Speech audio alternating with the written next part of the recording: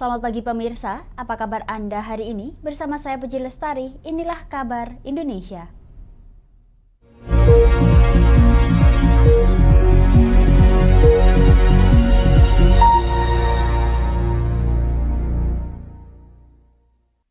Pemirsa, petugas di Kota Malang menyegel dan menutup sementara penginapan dan hotel yang terbukti dijadikan tempat prostitusi daring. Selain itu, perizinan kedua tempat tersebut juga tidak sesuai peruntukannya, sehingga dua tempat ini terancam ditutup selamanya.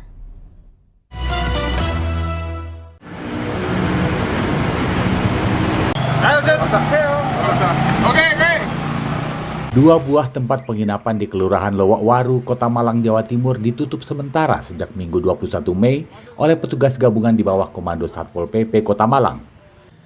Penutupan dan penyegelan kedua tempat tersebut dilakukan karena menjadi tempat prostitusi yang dilaksanakan secara daring. Hal ini disampaikan oleh Kepala Bidang Ketentraman dan Ketertiban Umum Satpol PP Kota Malang Rahmat Hidayat pada Senin 22 Mei. Ia menegaskan sebelum penutupan sementara dan penyegelan, petugas sudah 3 kali melakukan operasi di kedua tempat tersebut setelah mendapatkan pengaduan dari masyarakat tentang adanya indikasi prostitusi daring. Hasilnya pengaduan tersebut terbukti. Para pelaku yang ditangkap menjalani sidang oleh pengadilan negeri setempat dan diputuskan mendapatkan sanksi tindak pidana ringan atau tipiring. Nah, dalam hal ini juga memperhatikan satu, yaitu adanya berita acara hasil kesepakatan antara pemilik atau pengelola dengan warga ya, bahwa mereka akan tutup operasional. Jadi kami mempertegas dari kesepakatan itu. Yang kedua yaitu adanya terkait dengan putusan pengadilan. Putusan pengadilan tidak pidana ringan. Penyegelan dan penutupan sementara kedua tempat ini juga dilakukan dengan alasan izin yang dimiliki tidak sesuai dengan peruntukannya dan tidak diperpanjang. Penutupan sementara ini tidak terbatas waktu, bahkan kedua tempat ini terancam dicabut izinnya atau ditutup selamanya jika tidak ada itikat baik dari pengelola atas desakan dan keresahan yang timbul di masyarakat.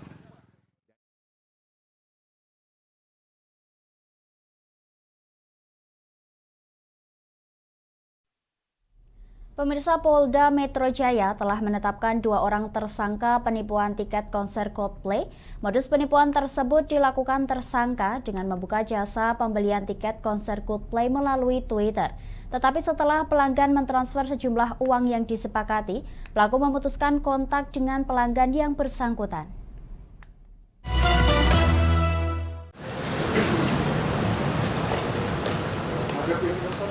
Sepasang suami istri asal Bantul, Yogyakarta berinisial ABF dan W ditetapkan oleh Polda Metro Jaya sebagai tersangka kasus penipuan tiket konser grup band asal Inggris, Coldplay. Penetapan tersangka ini diumumkan saat konferensi pers di Polda Metro Jaya, Jakarta pada Senin 22 Mei. Modus penipuan yang dilakukan pelaku adalah dengan menawarkan jasa pembelian tiket konser Coldplay melalui media sosial Twitter. Namun setelah pelanggan mentransfer sejumlah uang, meliputi biaya reservasi Rp50.000 dan biaya tiket, pelaku kemudian memutus kontak dengan korban.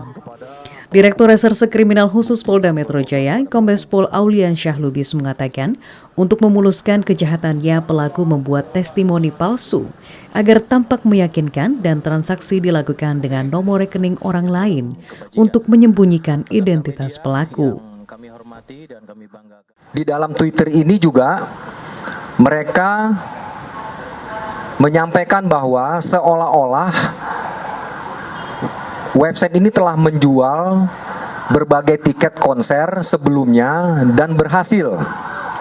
Jadi komentar-komentar daripada follower ini dikatakan bagus, kemudian ini benar, ini asli, dan lain sebagainya. Hasil penyidikan sementara menyatakan pelaku berhasil mengumpulkan sebesar Rp257 juta dari 60 orang korban. Akibat perbuatannya, pelaku dijerat pasal 28 ayat 1, Jungto pasal 45 ayat 1, UU ITE pasal 372 dan pasal 378 KUHP pasal 3, pasal 4 dan pasal 5 UU TPPU. Kasus penipuan elektronik terkait tiket konser Coldplay terjadi di sejumlah daerah setelah penjualan tiket dibuka pada 17 Mei lalu. Coldplay rencananya akan mengadakan konser di GBK Jakarta pada 15 November. Polda Metro Jaya turut berpesan kepada masyarakat agar dapat berhati-hati saat melakukan transaksi, terutama transaksi elektronik.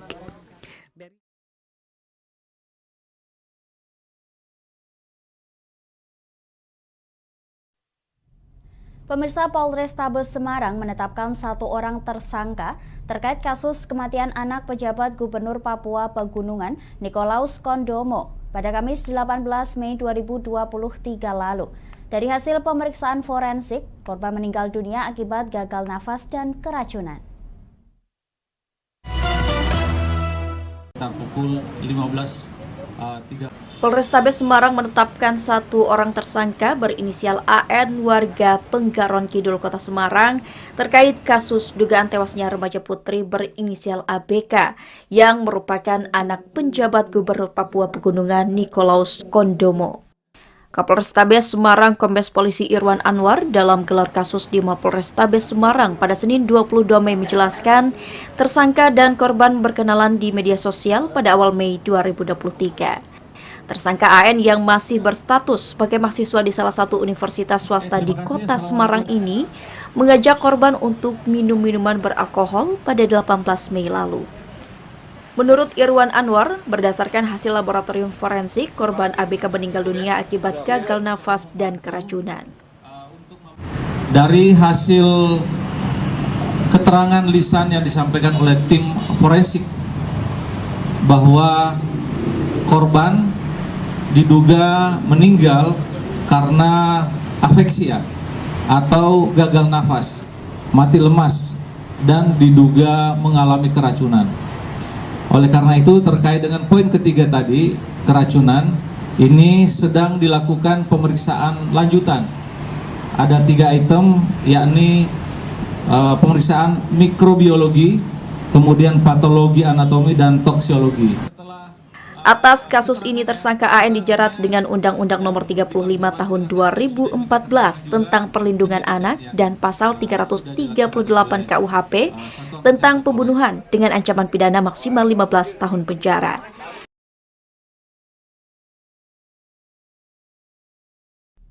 Kami akan jeda sejenak pemirsa, tetap bersama kami di Kabar Indonesia.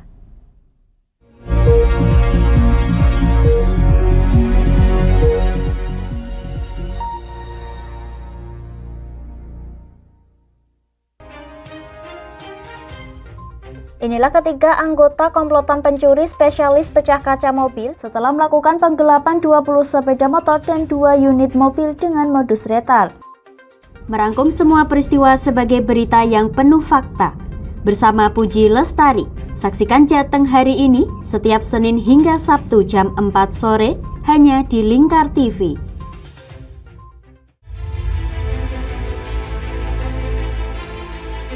Memberikan pinjaman uang kepada saya dengan bunga 8% per bulan. Membedah opini narasumber, menggali lebih dalam untuk mendapatkan perspektif baru yang lebih faktual. Masalahnya, nota perbaikan kapal itu semua ada di saya. Kenapa Tomo bisa menunjukkan? Demi mendapatkan informasi yang solutif dan terpercaya dalam Bedah Opini. Setiap Rabu jam 11 siang hanya di Lingkar TV. Di Ayo Ngaji bersama Lingkar TV. Hadir setiap hari Senin sampai dengan Sabtu, jam 17.30 sampai jam 7 malam. Ngomong hari ini harus, nah seperti itu. Anda akan ditemani Ustadz-Ustadzah untuk belajar huruf-huruf hijaiyah dan ilmu Al-Quran. Saksikan terus Ayo Ngaji hanya di Lingkar TV.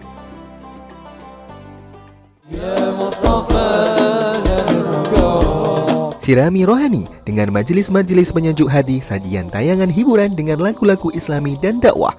Halal, bersih, dimakan maka hasilnya akan bagus. Kami hadir dalam Majelis Nusantara setiap hari pukul 7 malam sampai jam 12 malam hanya di Lingkar TV.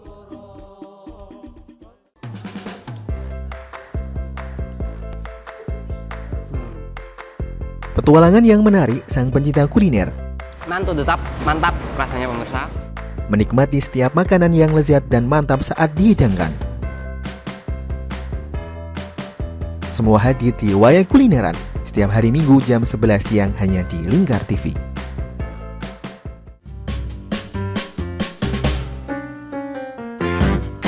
Mari pilih motif batik yang kamu suka di Batik Yuliati Warno.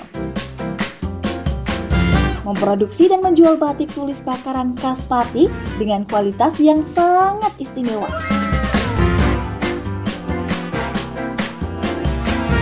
Cocok buat oleh-oleh, seserahan, bahkan untuk baju nikahan loh.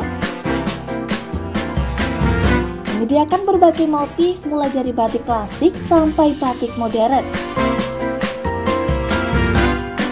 Ayo borong segera Batik Yuliati Warno. Anda bisa melihat proses produksi batik secara langsung di rumah produksi kami loh. Alamatnya ada di Desa Langenharjo, RT 7 RW 3, Jalan Juwana Tayu, Kilometer 3, Kecamatan Juwana, Kabupaten Pati, Jawa Tengah. Atau Anda bisa menghubungi nomor telepon kami di 081 326 693 300. Ayo datang dan pilih motifmu segera. Ane wis golek baten ngono kuwi njur aspal kon. Lapangan diemplok. Semen ya didahar. Memberi hiburan malam Anda yang dikemas dalam budaya Jawa. Nguri-nguri budaya hadir setiap hari jam 00.30 sampai jam 3 dini hari hanya di Lingkar TV.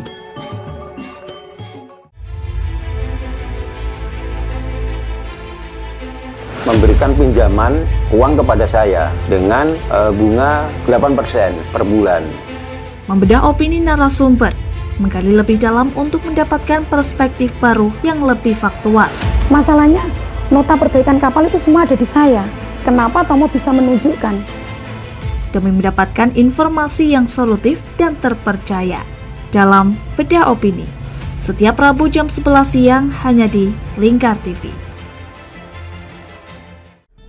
Oke, kembali lagi di Ngobrol Inspirasi. Kini Kak Uns akan menemani sore Anda dengan topik-topik yang menarik. Adik, kita tak selamanya indah, adik. Kayak gitu ya. Ngopi, ngobrol inspirasi setiap hari Selasa jam 3 sore hanya di Lingkar TV. Berpuluh-puluh tahun kita bangsa Indonesia telah berjuang untuk kemerdekaan tanah air kita. Mengupas sejarah Indonesia yang penuh makna. Merdeka atau mati. Berbagai informasi sejarah yang ada di Indonesia, sejarah tradisional warisan bangsa. Semua terangkum dalam Aku Indonesia setiap Senin sampai Sabtu jam 7 sampai jam 11 siang hanya di Lingkar TV.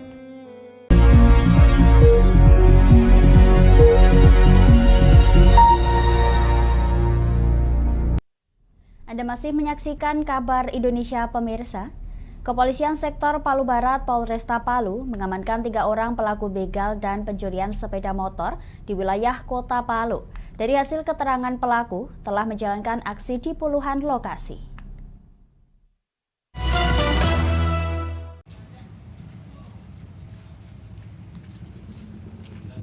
Inilah 3 orang pelaku begal dan pencurian sepeda motor di Kota Palu, Sulawesi Tengah. Polisi berhasil mengamankan para pelaku tersebut di 2 lokasi yang berbeda. Di lokasi pertama, polisi berhasil mengamankan 2 pria, yakni SY dan IT. Modus kedua pelaku ini berpura-pura kehabisan bahan bakar kendaraan. Setelah pelaku dibantu, mereka kemudian melakukan kekerasan dan mengambil paksa sepeda motor korban. Sementara 1 pria lain, yakni AW, mencuri sepeda motor saat kendaraan terparkir. Kapolsek Palu Barat, AKP Rustang, pada Senin 22 Mei mengatakan ketiga pelaku merupakan residivis curanmor yang beroperasi di Kota Palu. Melakukan aktivitas atau kegiatan curanmor di malam hari. Ini yang disasar adalah kendaraan-kendaraan yang diparkir yang lalai oleh pemiliknya, di antaranya pada saat sholat subuh. 3 pelaku ini dijerat dengan pasal 365 dan 363 KUHP dengan ancaman hukuman 12 tahun penjara. Dari tangan pelaku, polisi menyita 7 unit sepeda motor dan 1 unit telepon genggam.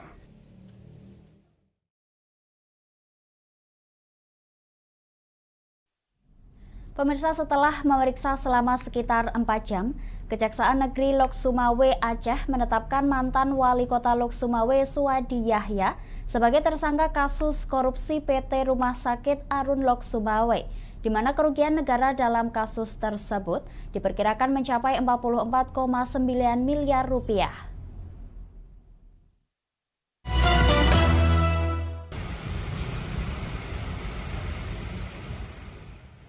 Kejaksaan Negeri Lok Sumawe Aceh pada 22 Mei akhirnya menetapkan mantan Wali Kota Lok Sumawe Suwaidi Yahya sebagai tersangka kasus korupsi PT Rumah Sakit Arun Lok Sumawe.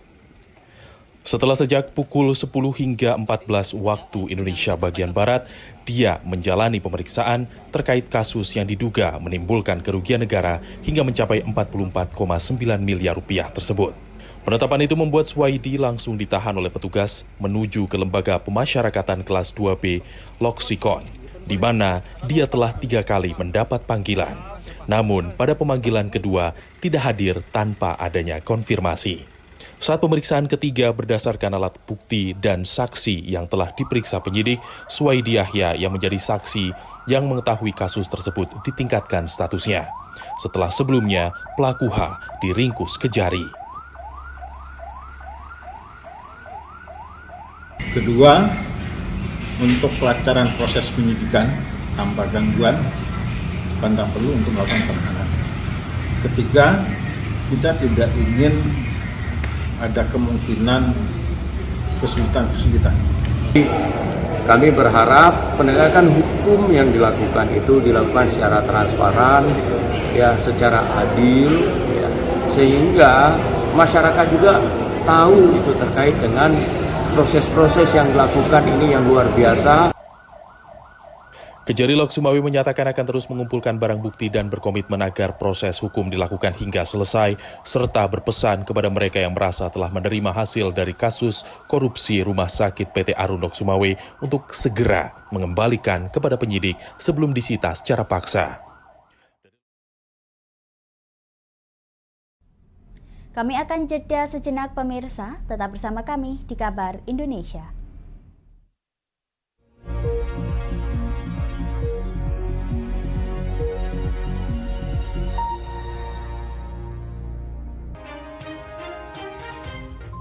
Inilah ketiga anggota komplotan pencuri spesialis pecah kaca mobil setelah melakukan penggelapan 20 sepeda motor dan 2 unit mobil dengan modus retard. Merangkum semua peristiwa sebagai berita yang penuh fakta. Bersama Puji Lestari, saksikan Jateng hari ini setiap Senin hingga Sabtu jam 4 sore hanya di Lingkar TV.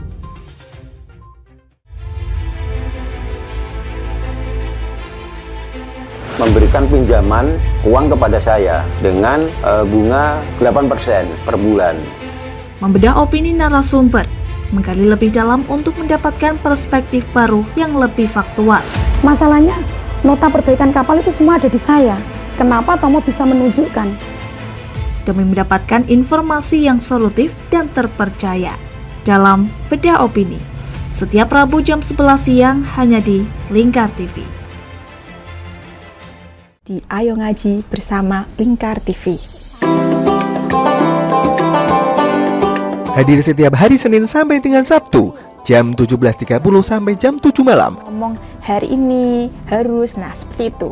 Anda akan ditemani Ustadz-Ustadzah untuk belajar huruf-huruf hijaiyah dan ilmu Al-Quran. Saksikan terus Ayo Ngaji hanya di Lingkar TV.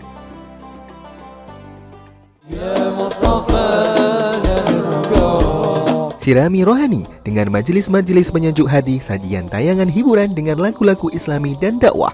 Halal, bersih, dimakan, maka hasilnya akan bagus. Kami hadir dalam Majelis Nusantara setiap hari pukul 7 malam sampai jam 12 malam hanya di Lingkar TV.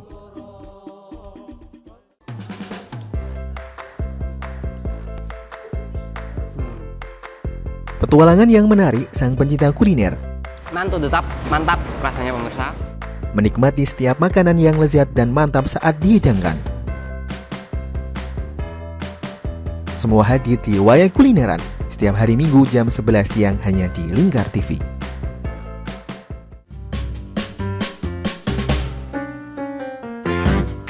Mari pilih motif batik yang kamu suka di Batik Yuliati Warno. Memproduksi dan menjual batik tulis bakaran khas Pati dengan kualitas yang sangat istimewa.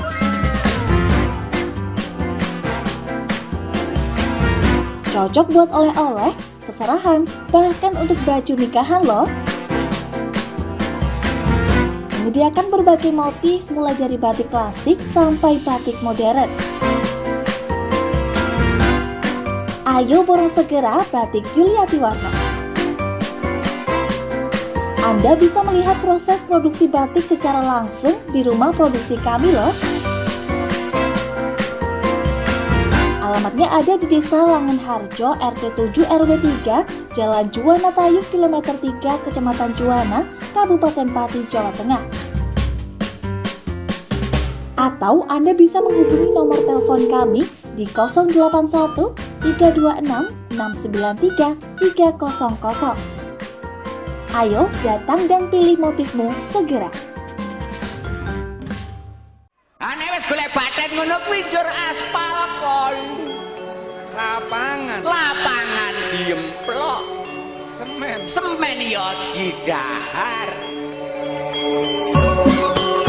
Memberi hiburan malam Anda yang dikemas dalam budaya Jawa, nguri-nguri budaya, hadir setiap hari jam 00.30 sampai jam 3 dini hari hanya di Lingkar TV.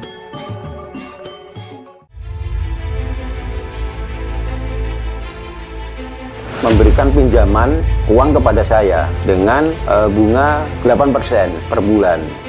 Membedah opini narasumber, menggali lebih dalam untuk mendapatkan perspektif baru yang lebih faktual. Masalahnya, nota perbaikan kapal itu semua ada di saya. Kenapa Tomo bisa menunjukkan?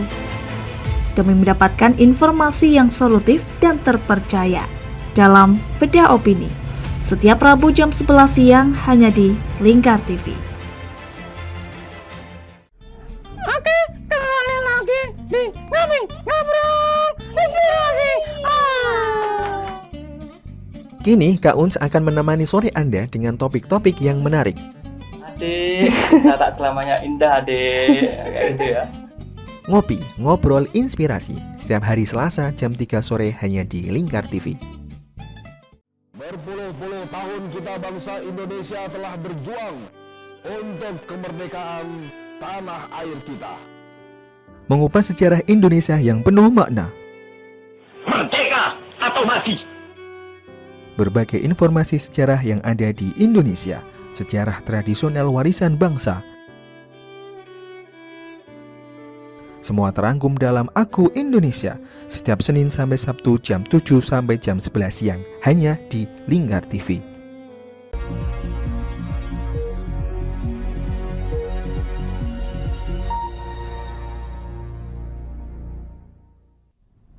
Anda masih menyaksikan Kabar Indonesia pemirsa. Badan Penanggulangan Bencana Daerah Kota Palangkaraya menyelenggarakan kegiatan bertajuk BPBD Goes to School di SMP Negeri 1 Palangkaraya. Melalui kegiatan ini diharapkan mampu memberikan pengetahuan kepada para pelajar seputar potensi bencana yang ada di Kalimantan Tengah dan upaya untuk mengurangi risikonya.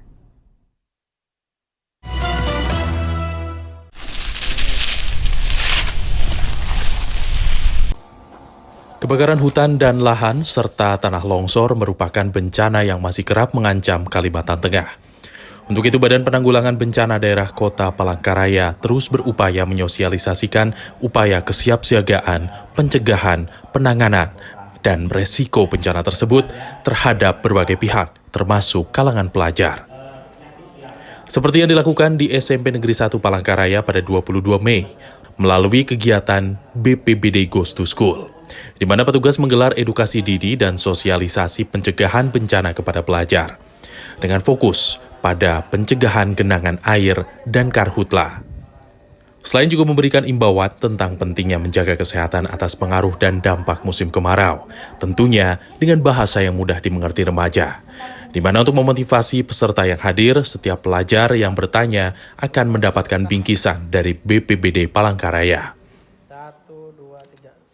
Ada untuk menginformasikan ke tiap kelas, jadi nanti semua siswa tahu dan bisa menanggulanginya juga. Harapannya semoga yang sebelumnya seperti terjadi bencana di mana itu bisa ditanggulangi lagi. Anak-anak SMP adalah anak-anak yang penuh dengan aktivitas dan mereka perlu diberikan edukasi dan sosialisasi apa yang terjadi pada saat ini dan bencana yang kita sampaikan agar mereka menyebarluaskan kepada teman-teman. Melalui kegiatan tersebut, para pelajar diharapkan dapat menyosialisasikannya kembali kepada pihak lain. Dengan aktivitas dan pertemanan yang luas, mereka dinilai mampu menginformasikannya baik kepada teman-teman maupun keluarga tentang cuaca panas ekstrim. Kegiatan BPBD Goes to School sebelumnya telah digelar di beberapa sekolah, di antaranya di SMP Muhammadiyah dan SMP N4 Kelampangan.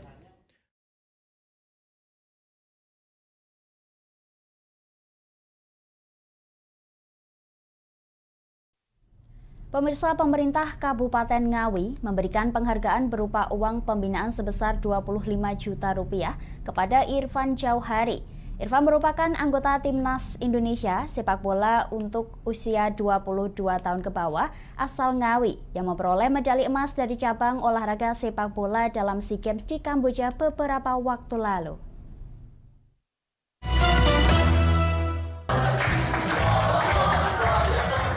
Pemerintah Kabupaten Ngawi memberikan penghargaan berupa uang tunai sebesar Rp25 juta kepada Irfan Jauhari, anggota Timnas Sepak Bola Indonesia U22 atas raihan medali emas dalam SEA Games di Kamboja beberapa waktu lalu. Irfan yang merupakan pemuda asal Desa Kandangan, Kecamatan Ngawi ini juga mendapatkan tambahan Rp10 juta dari Bank Jatim. Bupati Ngawi, Oni Anwar Harsono, mengaku bangga dengan prestasi yang telah ditorehkan pemuda asli daerah ini.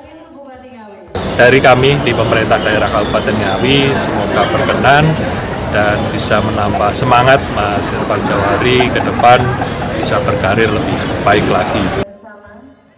Terkait apresiasi pemerintah di kampung halamannya, Irfan Jauhari mengaku akan terus berlatih agar dapat menginspirasi generasi muda lainnya. Harapan tentunya bisa jauh lebih baik dari generasi yang sekarang dan semoga bisa semakin berprestasi lagi di kancah dunia, bukan hanya di Asia tapi dunia. Irfan Jauhari berhasil mencetak gol ketiga pada babak perpanjangan, sehingga membuat timnas termotivasi untuk mencetak gol lainnya hingga skor menjadi 5-2 untuk kemenangan Indonesia.